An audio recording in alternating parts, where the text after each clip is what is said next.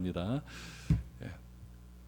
베드로의 삶이 얼마 남지 않았습니다. 삶이 얼마 남지 않게 되면요, 우리 삶이 굉장히 진지해질 것 아니겠습니까? 내가 이제 죽을 때가 얼마 되지 않았다라고 하는 생각이 들면은 삶이 진지해지고 그동안 내가 하지 못했던 이야기를 정리하는 그런 시간이 될 것 같습니다. 베드로도 마찬가지입니다. 베드로도 이제 떠날 때가 얼마 되지 않은 것 같다. 오늘 본문에도 보니까 장막이라고 하는 표현도 나오고 내가 이제 떠난다라고 하는 표현을 보아서 이제 베드로도 삶의 이제 끝자락에 다가온 것 같습니다. 그때 베드로는 우리 같은 믿음을 소유한 믿음의 사람들에게 마지막으로 어떤 말들을 하는 것이, 어떤 말을 해주고 떠나가는 것이 참 교회에게 유익한 것인가를 이렇게 생각을 하게 됩니다. 그런데 지금 베드로가 있는 그 교회에, 믿음에 속한 공동체에 이단들이 들어오게 되었죠. 그래서 너무나 힘든 어려운 상황들, 그런 상황들 속에서 베드로는 생각을 합니다. 이 힘들고 어려운 내적인 갈등 가운데 있는 교회에, 이 믿음의 성도들 가운데 어떤 권면을 할 때에 이들이 바로 회복되고 흔들리지 않는 믿음의 신앙들을 가지게 될 것인가, 그런 것들을 생각하는 마음으로 오늘 본문의 말씀을 기록하고 있습니다. 그 해답을 하기 위해서 베드로는 먼저 생각하는 것이 무엇이냐면은, 이 교회라고 하는 것은 그냥 세워진 것이 아니라 철저하게 믿음의 고백 위에 세워졌다라는 것을 기본적인 전제로 하고 있다라는 것이죠. 그래서 확고한 믿음의 정체성이 있어야만 교회는 든든하게 서갈 수가 있고, 이 믿음의 정체성을 우리가 바로 알지 못하면은 조금만 어려움이 와도 교회는 넘어지고 만다라는 것을 염두에 두고 그렇게 이런 것들을 생각하면서 이 어려움을 잘 극복해 나갈 것을 베드로는 이야기하고 있습니다. 그래서 먼저 12절 말씀에 보면은 이렇게 출발을 합니다. 그러므로 너희가 이것을 알고 이미 있는 진리에 서 있으나 내가 항상 너희에게 생각나게 하려 하노라 라고 말합니다. 너희가 이것을 알고라 그래서 무엇을 알고 있을까요? 예수 그리스도의 믿음이죠. 예수님이 우리를 위해 십자가에 못 박혀 죽으셨다고 하는 그 믿음으로 말미암아 내가 구원함을 얻었다라고 하는 그 확고한 믿음, 그 믿음이 1절 2절에 나오지 않습니까? 그 1절 2절에 기초한 이런 모든 믿음을 이미 너희들이 다 알고 있다는 이야기입니다. 다 알고 있으니까 이 어려울 때일수록 무엇이가 해야 할 것은 무엇이냐면은 진리 위에서 항상 생각하는 삶을 살아야 된다라고 먼저 이야기하고 있습니다. 그럼 베드로가 이런 이야기를 하고 있는 이유는 무엇이냐면은, 여러분, 그때나 지금이나 중요한 것은 무엇이냐면 교회가 무엇이고 그리스도인이 무엇인가에 대한 정체성입니다. 교회는 과연 무엇인가? 예수 믿는 우리는 과연 무엇인가? 그것을 바로 알고 바로 생각할 때에 어떠한 어려움이 온다 할지라도 그런 어려움에서 극복할 수가 있는 것이지, 교회가 무엇인지 잘 모르고 예수 믿는 그리스도인이 무엇인지 잘 알지 못한다면은 금방 무너지고 만다라는 이야기죠. 그래서 내가 무엇인지 알기 위해서는, 교회가 무엇인지 알기 위해서는 생각하는 삶을 살아야 된다, 생각해야 된다라는 이야기죠. 그러면 현대 철학의 출발이라고 하는 데카르트도 그런 말을 하지 않았습니까? 나는 생각한다, 고로 존재한다, 이런 이야기를 했듯이, 여러분, 우리는 생각하는 만큼 잘할 수가 있고 생각하는 것만큼 존재할 수 있는 겁니다. 여러분, 생각하지 않는 사람은 어떤 삶을 살게 되느냐? 그냥 내 주체적인 삶을 살지 못하고 그냥 다른 사람에 의해서 살아가는 그런 삶이 된다라는 이야기죠. 주도적으로 삶을 살아가야 되는데 남에게 휘둘리는 그런 삶을 살아갈 수밖에 없다라는 이야기죠. 그래서 그런 의미에서 내가 누구인지 바로 알고 교회가 무엇인지 바로 알고 그 알을 통해서 내가 신앙생활을 하고 그리스도인으로서 살아가는 삶이 그래서 중요하다라는 이야기입니다. 그래서 교회도 마찬가지고 그리스도인도 마찬가지다라는 이야기죠. 흔들리는 생각이 아니라 자꾸 이곳저곳 기웃기웃거리는 그런 생각이 아니라 분명한 말씀에 기초한 그런 정체성을 가지고 우리가 신앙생활을 할 때에 절대 흔들리지 않는 믿음의 교회, 믿음의 그리스도인이 될 수 있다라고 얘기하고 있는 것이죠. 그래서 12절 말씀에 보면 내가 항상 너희에게 생각나게 하려 하노라 라고 믿음의 권면을 하고 있습니다. 그러면 어떻게 하면 생각나는 교회가 될 수 있을까? 어떻게 하면 생각하면 그리스도인이 될 수 있을까? 거기에 대해서 13절에서 15절에 이렇게 이야기하죠. 내가 이 장막에 있을 동안에 너희를 일깨워 생각나게 함이 옳은 줄로 여기노니 이는 우리 주 예수 그리스도께서 내게 지시한 것 같이 나도 나의 장막을 벗어날 것이 임박한 줄을 알미라. 내가 힘써 너희로 하여금 내가 떠난 후에라도 어느 때나 이런 것을 생각나게 하려 하노라 라고 말합니다. 그럼 12절에서 15절까지 생각나다, 생각이라고 하는 말이 계속해서 반복되고 있습니다. 12절에는 무엇을 생각합니까? 항상 생각해야 된다. 우리는 항상 생각해야 된다. 13절에는 일깨워 생각해야 된다. 일깨워 생각나게 해야 한다. 15절에 보면 어느 때나 이런 것을 생각나게 해야 된다라는 것을 계속해서 강조하고 있는 거죠. 그러니까 교회가 든든해지고 우리의 신앙이 든든해지기 위해서는 뭐 해야 된다? 생각해야 된다는 거예요. 항상 생각해야 된다는 거죠. 그리고 항상 일깨워 생각해야 된다는 이야기예요. 어느 때나 이런 것들을 생각하는 삶을 살아가야 된다라는 이야기죠. 그래서 이단들이 여러분 교회를 막 흔들고 있어요. 교회를 흔들고 교회에 들어와서 자꾸 잘못된 사상들을 자꾸 들어가게 되는 거죠. 그런 사상들을 듣고 우리가 생각을 하게 돼버리면은 우리의 생각 속에서 잘못된 신앙으로 빠져갈 수밖에 없다는 이야기죠. 예수님을 판 가룟 유다가 있습니다. 가룟 유다가 예수님을 왜 팔았습니까? 한 번에 그냥 판 겁니까? 아니에요. 마귀가 가룟 유다의 마음 가운데 생각을 집어넣었다라고 말하지 않습니까? 요한복음 13장 2절 말씀을 보시죠. 마귀가 벌써 시몬의 아들 가룟 유다의 마음에 예수를 팔려는 생각을 넣었더라. 생각을 넣으니까 그 생각대로 행동하게 되는 것 아니겠습니까? 그러므로 우리의 생각을 지키기 위해서는 무엇을 보고 무엇을 듣는가가 그런 의미에서 굉장히 중요하죠. 여러분, 오늘날 우리가 살아가는 이 시대에 우리의 삶을 지배하는 것이 무엇입니까? 가만 보니까 유튜브예요. 유튜브 하루에 여러분 2시간 저는 그 정도 보는 것 같아요. 유튜브 굉장히 많이 봅니다. 얼마나 많이인지 모르겠어요. 근데 요즘도 보면 여러분 유튜브가 보통 한 프로그램 딱 보면은 한 8분, 어떤 거 길면 한 12분 이렇게 되거든요. 근데 그것도 긴 거예요. 기니까 요즘은 뭐라고 얘기해요? 유튜브 쇼트라고 나왔어요. 30초짜리. 그걸 가지고 막 우리에게 생각을 주입하는 거죠. 설교자들도 유튜브 많이 합니다. 저도 유튜브 이렇게 올려놓지 않습니까? 그런데 유튜브 저는 올려놓을 때 여러분 딱 보시면은 저는 쇼트는 안 올려놓습니다. 그냥 처음부터 끝까지 다 올려놓죠. 왜 그러냐면은 쇼트는 뭐냐면은 사람의 감각을, 감정을 굉장히 사로잡는 그런 것들만 딱 올려놓는 거예요. 그래서 그게 미끼죠, 미끼. 그거 미끼 물고 들어오라는 이야기예요. 그런데 그거 미끼 물고 잘 들어가느냐, 그 미끼 물고 들어가서 거기에 관련된 전체적인 메시지를 다 듣느냐, 안 듣습니다. 그냥 그 미끼 보고 그것만 듣고 이렇게 살면 되겠구나. 여러분, 성경은 그렇게 푸는 게 아니거든요. 성경은 처음부터 끝까지 하나의 문맥이 있고 앞뒤 절마다 간격이 있고 거기에 말하는 의미가 있기 때문에 단순히 한마디의 말, 하나의 단어, 하나의 문장만 가지고 해석하면은 잘못된 해석들이 나올 가능성이 굉장히 크다는 이야기죠. 그래서 이런 것들을 잘못 보게 되면 우리의 생각 자체가 그런 것들에 다 빠져버리고 맙니다. 30초짜리 그 쇼트에 너무나 익숙하다 보니까 설교 30분 듣는 게 굉장히 어렵습니다. 왜 이렇게 기나 이렇게 얘기를 해요. 30초짜리 그것만 자꾸 듣다 보니까 강의 듣는 것도 어렵고 책 읽는 것도 어렵고 오로지 30초 안에 모든 것이 다 끝내야 되는 그런 시대를 살아가고 있어요. 여러분, 그런 것들은 생각하는 그리스도인이 만들어지는 것이 아니라 우리의 생각을 다 빼앗기는 그런 사람으로 만들어버린다라는 이야기죠. 여러분, 이런 의미에서 우리에게 진짜 요구되는 건 무엇이냐면 교육이 중요해요. 교육이 진짜 중요합니다. 우리나라의 위기는 뭐냐면 교육의 위기라고 말할 수가 있거든요. 여러분, 학원에 가보세요. 제가 지난주에 동생도 제 동생도 학원 강사 아닙니까? 학원에 가면 학원에서 뭐라고 이야기하느냐? 공부 가르치는 줄 압니까? 공부 안 가르칩니다. 학원에서 가르치는 건 뭐냐면 대학 가는 방법을 가르쳐줘요. 어떻게 하면 대학에 붙을 수 있는가, 그것을 가르쳐주죠. 제가 유튜브 보다가 서울에 아주 유명한 강사의 쇼트 영상을 하나 봤어요. 근데 그 강사는 뭐라고 이야기하느냐? 친구 만들 필요가 없다고 얘기해요.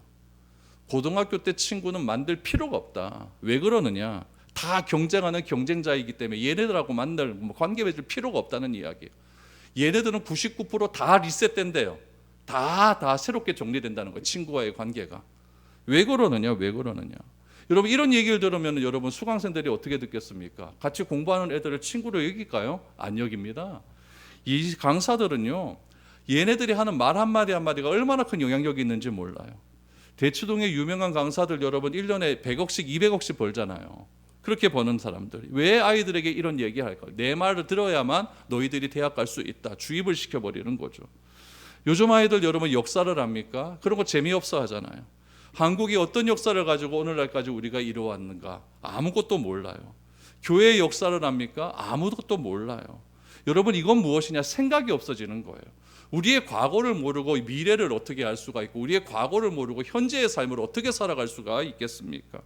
생각하는 틀을 만들어주는 것이 교육인데 오늘날의 교육은 무엇을 만들어줍니까? 대학 가는 방법을 알려주죠. 어떻게 하면 좋은 대학 갈 수가 있는가? 그것만 집중하며 살아가고 있습니다. 그래서 여러분 생각의 프레임을 만드는 것이 교육이라고 한다면 신앙도 똑같아요. 신앙은 또 프레임을 만드는 거예요. 어떤 틀을 만드는 거예요. 어떤 틀을 만듭니까? 현재라고 하는 유한한 세상의 틀에서 사로잡혀 사는 그런 삶이 아니라 영원에 이끌려 살아가는 어떠한 체계를 만들어가는 것이 신앙이에요. 우리는 더 이상 현재라고 하는 이 짧은 태어났다가 죽는 짧은 시간에 얽매여 사는 존재가 아니라 영원을 추구하는 살아가는 존재다라는 것을 우리가 알아가며 그것을 믿고 그 믿음대로 생각하며 살아가는 것이 신앙이라는 이야기예요. 그런 신앙을 안 하고 오로지 오늘 내 삶, 오늘 내 필요한 것만 추구하며 하나님 주구장창 이것만 주십시오. 이러한 신앙생활을 하다 보니까 신앙의 재미가 없는 거죠.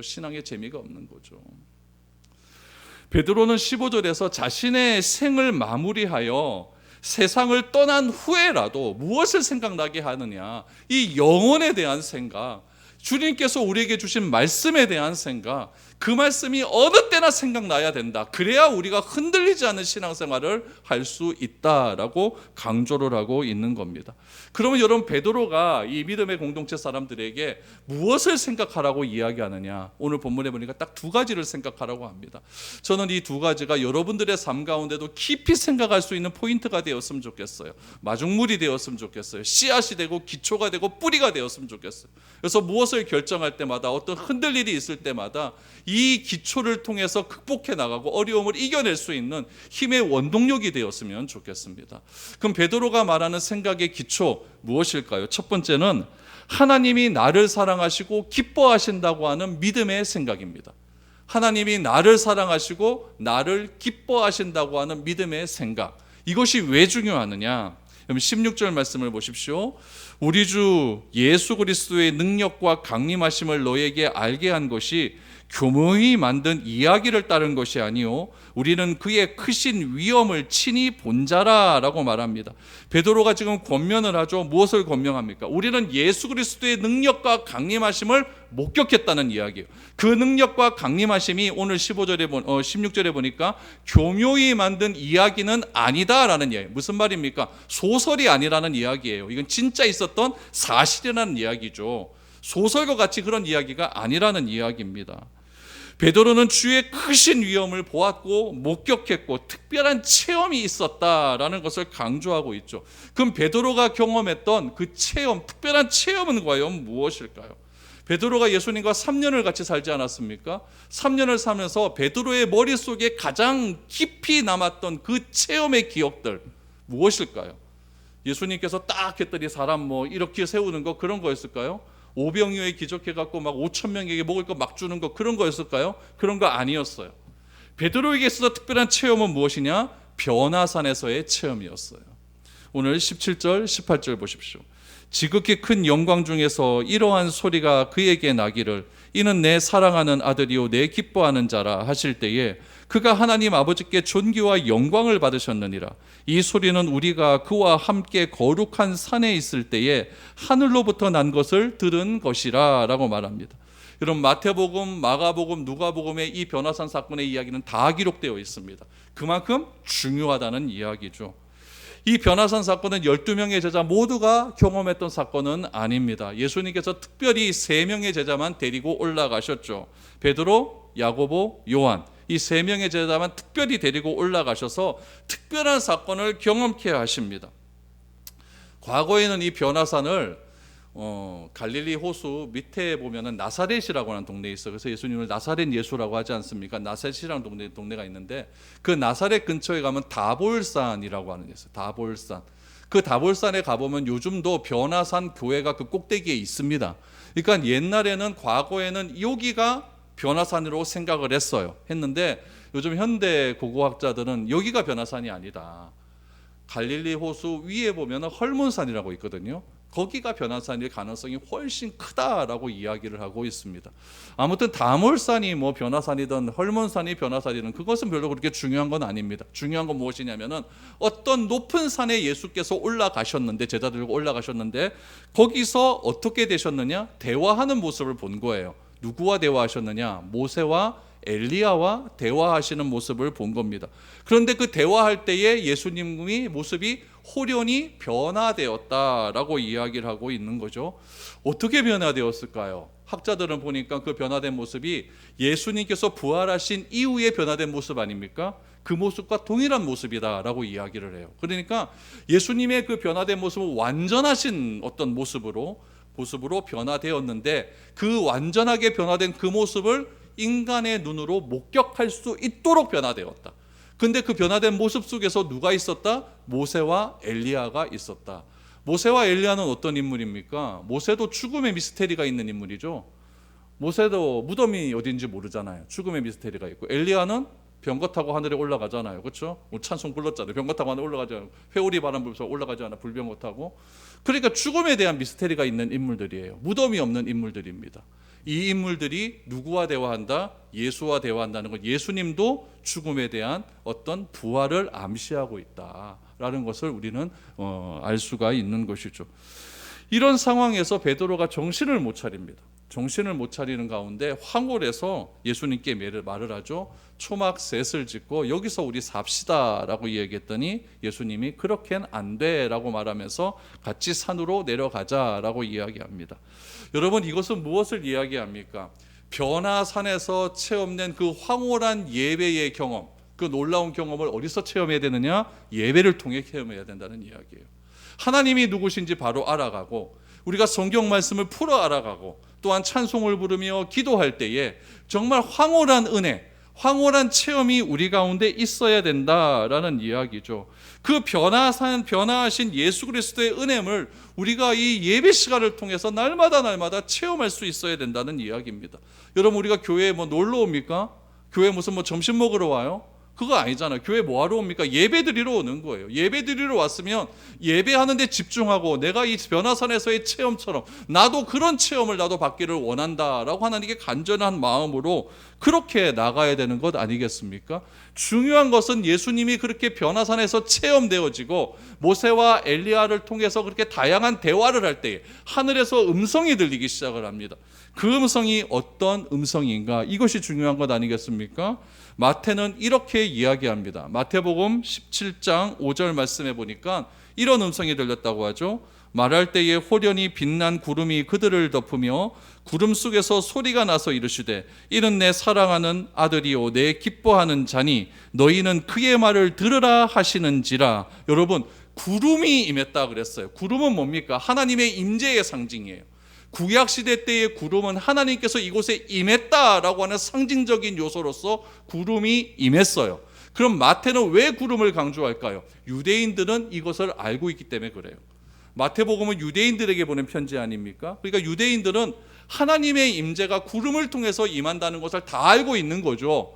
그러니까 구름 가운데서 임하는데 어떤 소리가 들렸습니까? 내 사랑하는 아들이요 내 기뻐하는 자라.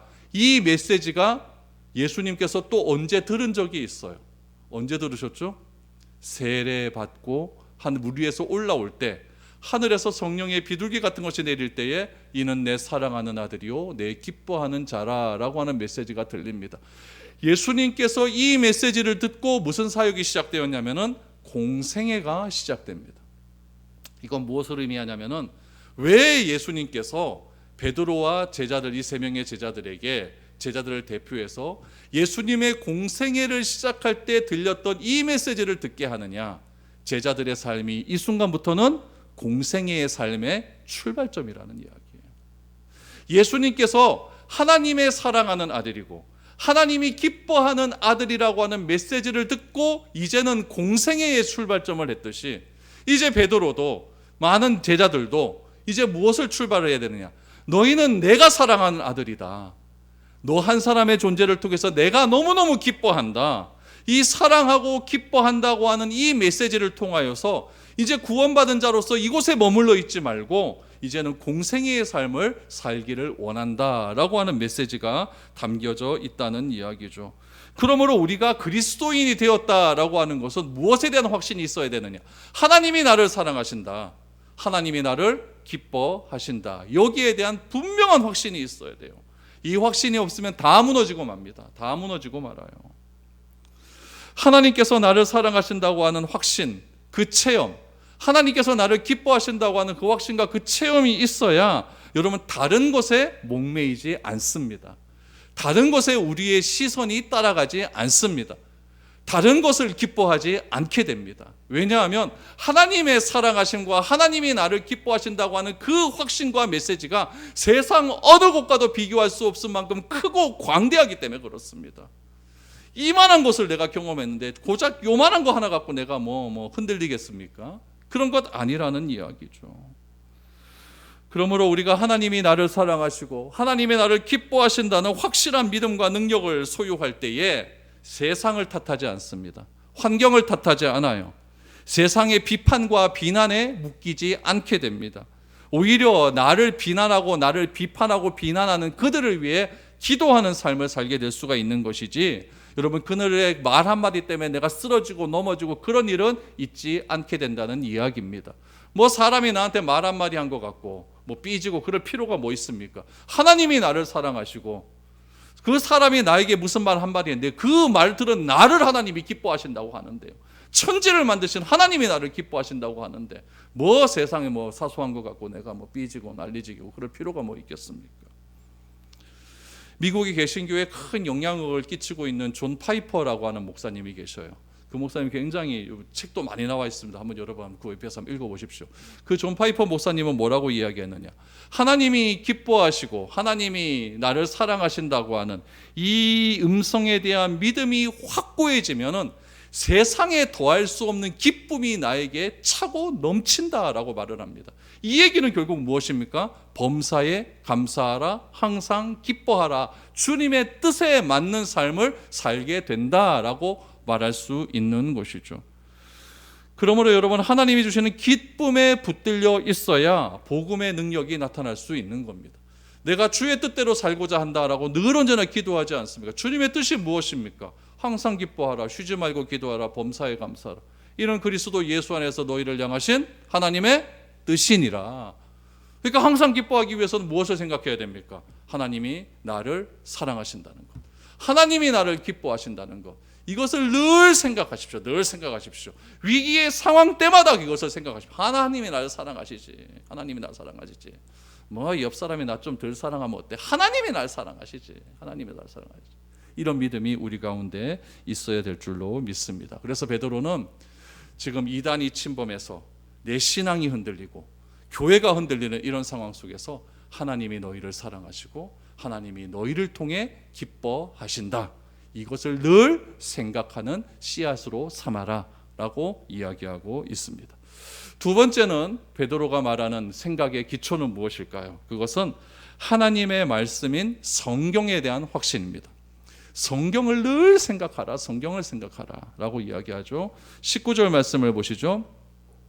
또 우리에게는 더 확실한 예언이 있어 어두운 데를 비추는 등불과 같으니 날이 새어 샛별이 너희 마음에 떠오르기까지 너희가 이것을 주의하는 것이 옳으니라 라고 말합니다. 여러분 이 말씀이 베드로의 위대한 신앙의 고백입니다. 정말 위대한 신앙의 고백이에요. 베드로에게 변화산에서의 경험과 체험이 있었지만은 그 경험과 체험을 뛰어넘는 것이 있는 거예요. 그것이 무엇이냐? 더 확실한 예언이라고 이야기합니다. 베드로에게 있어서 더 확실한 예언은 무엇을 이야기할까요? 성경을 이야기하고 있습니다. 여러분 베드로는 신앙, 체험적 신앙의 중요성을 말합니다. 그러나 체험적 신앙보다 더 귀한 것은 무엇이냐? 성경이다라는 것을 강조하는 거죠. 여러분 나의 경험과 영적인 체험과 누구도 부인할 수 없는 그런 강한 능력의 체험들이 있어요. 그러나 그거보다 더 확실한 것은 무엇이다? 성경이라는 이야기죠. 성경은 오늘 19절 말씀해 보니까 어두움을 비추는 등불이다라고 이야기를 합니다. 새벽에 햇빛이 떠오르면 환하게 세상이 밝아지듯이 우리 또한 성경의 말씀을 통하여서 내 마음에 예수 그리스도에 대한 확신이 차오를 때까지 성경을 읽고 또 읽고 사모해야 된다는 이야기예요. 오늘 오후 예배 때 이야기하겠지만 우리나라에 최초의 성경이 들어올 때 선교사들보다 성경이 먼저 들어왔어요. 오늘 칼럼에 적혀 있죠. 성경이 먼저 들어왔는데 선교사들이 성경을 해석해 주지 않았어요. 저들끼리 읽는 거예요. 자기들끼리 읽다가 성경 읽고 회개합니다. 성경 읽고 회개하다가 너무 가슴이 뜨거워서 여러분 평안도에서 여러분 중국 땅을 넘어 압록강 넘어가 갖고 로스 선교사 찾아가서 나 세례 받게 해주십시오라고 세례를 받습니다. 소래교회라고 알죠? 거기 한 58가구 정도가 있는데 성경 하나 떨어뜨려 놨더니 거기서 54가구가 다 예수 믿는 역사가 일어납니다. 성경은 우리의 믿음은 들음에서 나고 들음은 하나님의 말씀으로 말미암는 겁니다. 그러므로 여러분 그 당시에 우리보다 훨씬 못 배운 사람들, 그런 사람들도 성경 다 읽고 회개하고 세례받고 다 예수를 믿는 그런 삶을 살았는데 우리는 그들보다 훨씬 더 많이 배웠잖아요. 많은 정보를 가지고 있잖아요. 근데 나는 왜 성경 못 읽습니까? 나는 왜 성경 읽으려고 하면 왜 자꾸 이해가 안 된다고 이야기합니까? 이해가 안 되면 이해 안 되는 대로 넘어가십시오. 넘어가면 여러분 성령은 하나님의 감동으로 쓴 책이기 때문에 성령님께서 반드시 그 말씀을 깨닫고 생각나고 이해하게 하실 줄 믿습니다. 그런 믿음으로 성경 읽는 거죠. 소설처럼 추리소설처럼 어려운 거는 그렇게 잘 읽으면서 여러분 성경은 왜 안 읽습니까? 베드로는 체험보다 성경이 더 중요하다, 성경이 더 중요하다라는 것을 강조하고 있죠. 그래서 베드로는 성경의 말씀이 항상 우리를 생각나게 하고 우리를 일깨워 생각나게 하고 어느 때나 성경 말씀이 생각나게 되어야 된다는 것을 강조하고 있는 것이죠. 베드로가 이런 사람이었습니까? 아니잖아요.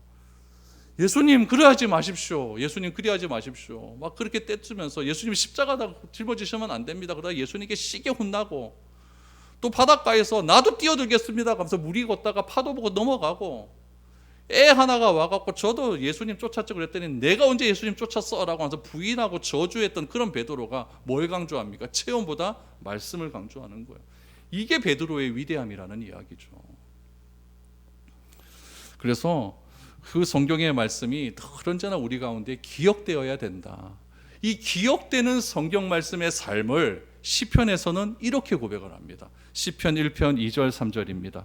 오직 여호와의 율법을 즐거워하며 그의 율법을 주야로 묵상하는도다. 이런 사람은 무엇이냐? 그는 시냇가에 심은 나무가 철을 따라 열매를 맺으며 그 잎사귀가 마르지 아니함 같이 그가 하는 모든 일이 다 형통하리로다. 아멘. 그가 하는 모든 일이 다 형통하는 것은 내 증권이 올라가고 내 주식이 잘 올라가고 이런 물질적인 풍요로움 때문에 내 형통함이 일어나는 것이 아니라 묵상함을, 그 율법의 말씀을 주야로 묵상함을 통하여서 내가 늘 언제나 하나님 앞에 평안한 삶을 누리며 살아가는 것, 그것을 형통한 삶이다라고 그렇게 이야기하고 있는 것이죠. 저는 우리 마음 가운데도 이런 형통함이 넘쳐나 있었으면 좋겠습니다. 이런 형통함의 경험도 좀 해봐야 될 것 아닙니까?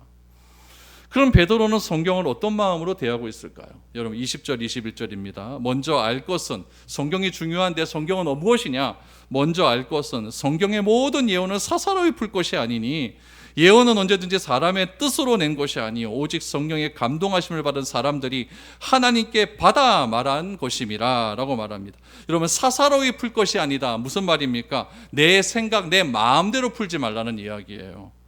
우리가 성경을 기할 때 꼭 기억해야 될 것은 무엇이냐면은 성경이 나를 풀어야지 내가 성경을 풀면 안 된다는 이야기예요. 무슨 말이냐?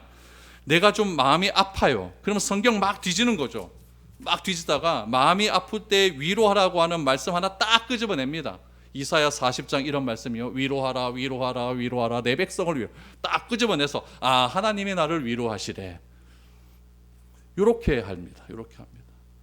그렇게 하는 것이 아니라 이 성경의 말씀이 나를 해석하게 만들어야 돼요. 나에게 고난이 찾아왔어. 왜 나에게 고난이 왔을까? 성경을 통해서 내가 찾아가는 거죠. 관계가 어려워집니다. 왜 관계가 어려워질까? 성경을 통해서 내가 알아가는 거죠. 내가 실족했어요. 하나님이 잘 안 믿어져요. 왜 이런 일이 일어날까? 성경을 통해 해석하라는 이야기죠. 그러니까 여러분, 성경이 나를 맞추는 것이 아니라 내가 성경에 맞추는 삶을 살아야 될 것 아닙니까? 근데 우리는 어떤 삶을 살아갑니까? 성경이 나에게 맞아가야 돼요. 그럼 성경이 나에게 맞아간다면 뭐는 제외되어야 됩니까? 하나님이 나를 책망하는 말씀 제외돼야 되죠. 말 꾸짖는 말씀 제외돼야 되죠. 징벌하는 말씀 제외돼야 되죠. 그럼 남는 건 뭐만 남을까요? 윤리 도덕책이죠. 뭐. 너 이렇게 하면 잘 먹고 잘 살 거야. 착한 사람 될 거야. 그건 여러분 공자 맹자도 다 적혀져 있는 겁니다. 그러니까 그렇게 하면 안 된다라는 이야기죠. 그래서 여러분, 이 성경 말씀을 한 구절만 갖고 여러분 본다는 거 너무너무 좀 조심해야 됩니다. 대표적인 구절이 무엇이냐면, 한 구절 내가 얘기 드릴게요. 대표적인 구절이 뭐냐면 여러분 다 아는 거예요. 욥기 8장 7절 알죠? 내 시작은 미약하였으나 내 나중은 심히 창대하리라. 이 말씀 언제 많이 합니까? 개업할 때. 지금은 조그만 구멍가게지만 나중은 대박 터지리라, 이런 메시지를 많이 하지 않습니까? 그럼 여러분, 이 말씀이 진짜 그런 의미입니까? 아니에요. 이 말씀은요, 욥이 고난을 당했어요. 고난 당할 때 친구 소희가 찾아오잖아요. 친구 셈이 이제 빌닷이라고 하는 친구가 있어요. 이 빌닷은 어떤 친구였냐면 하나님의 공의를 강조하는 친구예요. 그러니까 하나님의 공의라는 것은 잘하고 잘못한 것에 대한 징벌과 상이 분명히 있다라는 이야기죠. 그러면 욥이 지금 고난당하는 것은 이 빌닷의 하나님의 공의의 관점으로 보면 욥이 잘했다 잘못했다? 잘못했다는 이야기예요. 그러면 이 잘못해서 내가 다시 상을 받으려면 뭐 해야 될까? 회개해야 될 것 아닙니까? 그러니까 빌닷이 얘기하는 거죠. 네가 지금은 비록 적지만은 하나님께 회개하면 창대해질 거야. 욥을 비난하고 깔보기 위해서 한 말이에요. 그럼 이 말씀을 여러분 개업식 한데 딱 갖다 부어 놓으면은 이거는 깔보는 말이거든요. 네 회개하라면 망할 거야, 이런 말입니다. 그런 말을 제대로 알지 못하고 앞뒤 문맥도 모르고 사업체에 딱 선구 가지고 딱 갖다 놔갖고 이런 은혜가 있을지어다. 이게 쇼트의 여러분 망상입니다. 쇼트의 망상. 여러분, 이런 말씀은 하나님의 말씀이 아닌 욥을 비난한 친구의 말이거든요. 사람의 말을 어떻게 우리가 그렇게 이야기할 수가 있을까요? 성경은 여러분 이래서 사사로이 해결할 것이 아니다. 성경은 사람의 뜻대로 기록된 것이 아니라는 이야기죠. 이단들은 어떻게 합니까? 다 이런 말씀들을 가지고 다 자기의 뜻에 맞추어서 그렇게 해석하고 표현하고 그러지 않습니까? 이만희가 어디 메시아입니까? 이만희는 이렇게 이야기하잖아요. 비심천지 걔네들은 예수가 선지자로 이 땅에 왔는데 선지자로서의 사역이 실패했다라고 말하지 않습니까? 그 실패하는 것을 왕성하기 위해서 하나님께서 나를 보내셨는데 그 사람은 누구냐? 백마를 탄 사람으로 보내셨다. 그래서 이만희는 항상 올 때마다 백마 타고 나오지 않습니까? 지가 그거래요. 그러니까 자기 마음대로 해석을 하는 거죠. 자기 마음대로 해석을 하는 거죠. 성경은 그렇게 사사로이 풀 것이 아니다. 오직 성령의 감동하심을 받은 사람들이 하나님이 주신 영감에 의해서, 하나님이 주신 귀한 감동에 의해서 쓰여진 책이지, 성경을 우리가 내 마음대로 그렇게 풀어 해석을 하면 안 된다라는 이야기죠. 그러므로 성경은요, 더할 것도 없고 뺄 것도 없는 완전한 하나님의 계시의 말씀입니다. 이 완전한 말씀을 우리가 뭐 해야 될까요? 사랑하고 읽고 묵상하면서 이 말씀대로 살려고 노력을 해야 될 건 아니겠습니까? 그럼 베드로만 이런 얘기를 했을까요? 아니에요. 바울도 이런 이야기를 합니다. 바울도 믿음의 양자였던 디모데에게 이렇게 이야기하죠. 디모데후서 3장 15절에서 17절입니다. 또 어려서부터 성경을 알았나니 성경은 능히 너로 하여금 그리스도 예수 안에 있는 믿음으로 말미암아 구원에 이르는 지혜가 있게 하느니라. 모든 성경은 하나님의 감동으로 된 것이고 교훈과 책망과 바르게 함과 의로 교육하기에 유익하니 이는 하나님의 사람으로 온전하게 하며 모든 선한 일을 행할 능력을 갖추게 하려 함이라 라고 말을 합니다. 성경은 무엇이라고 합니까? 예수 안에 있는 믿음으로 말미암아 구원에 이르는 지혜가 있다. 그러므로 성경은 하나님의 말씀을 썼기 때문에 우리에게 교훈과 책망과 바르게 함과 의로 교육하기에 유익한 말씀이다. 그러므로 이 하나님의 말씀, 이 성경 말씀을 우리가 늘 읽고 생각하게 된다면 하나님의 사람으로 온전하게 될 수가 있다. 누구 말입니까? 하나님의 말씀. 하나님의 말씀이라는 얘기죠. 그래서 바울도 디모데에게 성경을 늘 언제나 읽어라. 늘 언제나 읽고 묵상해라. 그럼 사도 요한은 어떻게 이야기했을까요? 사도 요한은 이렇게 이야기합니다. 요한계시록 22장 18, 19절입니다. 내가 이 두루마리의 예언의 말씀을 듣는 모든 사람에게 증언하노니 만일 누구든지 이것들 외에 더하면 하나님이 이 두루마리에 기록된 재앙들을 그에게 더하실 것이요 만일 누구든지 이 두루마리의 예언의 말씀에서 제하여 버리면 하나님이 이 두루마리에 기록된 생명나무와 및 거룩한 성의 참여함을 제하여 버리시리라 라고 말씀합니다. 두루마리가 뭡니까? 구약성경이에요. 구약성경. 이때는 신약성경이 없었어요. 신약성경은 AD 30년에 나오거든요. 그러니까 이때는 뭐만 있었느냐? 떠돌아다니는 편지만 있는 거예요. 바울이 고린도에게 보낸 편지 이런 것들을 순회해서 이렇게 돌아가면서 읽는 편지들만 있는 것이지 이 편지가 실질적으로 성경으로 규정된 거는 한참 한 100년, 200년 더 있어야 된다는 얘기죠. 이 두루마리라는 것은 구약의 율법책을 이야기하는 거예요. 구약의 율법책의 예언의 모든 말씀을 듣는 자, 듣고 행하는 자는 생명나무와 거룩한 성에 참여할 수가 있다. 그러나 이 거룩한 두루마리의 말씀을 더하거나 빼는 자는 이런 거룩한 예루살렘 성에 참여할 수가 없다라고 분명하게 이야기하고 있는 것이죠. 그러므로 여러분 베드로도 그렇고 바울도 그렇고 요한도 그렇고 똑같이 강조하는 것은 무엇이냐? 성경의 위대함과 성경의 절대성이에요. 성경의 권위를 강조하고 있는 것이죠. 여러분 이 성경의 우리 권위를 인정할 때에 그 성경 안에서 이 교회를 어떻게 얘기하고 있는가 그 말씀대로 우리가 추구해야 될 것 아닙니까? 혹시 여러분 가운데 교회에 불만이 있는 사람이 있습니까? 불만을 이야기하지 마시고 성경에서 교회를 어떻게 이야기하고 있는가, 교회에 속한 성도는 어떠한 삶을 살아야 되는가 먼저 그것을 보십시오. 그럼 나는 그렇게 살았는가? 교회가 뭔지도 모르고 성경에서 교회를 어떻게 이야기하지도 모르면서 교회는 이렇다 저렇다 판단하고 정죄하고 이 교회는 맞니 아니 좋니 안 좋니 이런 얘기하고 다니는 거예요. 성경에서 말하는 교회의 절대적인 가치를 아는 분들은 절대 그렇게 얘기하지 않습니다. 행여나 교회가 사람이 모인 그런 모임이기 때문에 잘못된 길로 갈 수도 있죠. 그러면 성경에서 말하는 분명한 교회의 가치를 아는 사람은 그거 갖고 판단하고 정죄하지 않습니다. 뭐 할까요? 기도합니다. 기도하면서 나 자신을 회개할 수 있는 기회로 삼죠. 내가 이렇게 살지 못했습니다.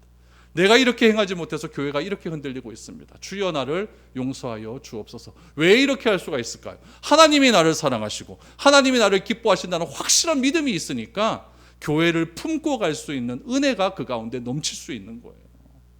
우리 미래로 교회가 완전합니까? 뭐 별로 그렇지도 않아요. 이 미래로 교회에 와서 여러분들 어떻게 생각을 해야 되겠습니까? 판단하고 정죄하기보다는 이 교회가 뭐 되니 안 되니 이런 얘기하기보다는 먼저 교회의 성경이 교회를 어떻게 이야기하고 있는가.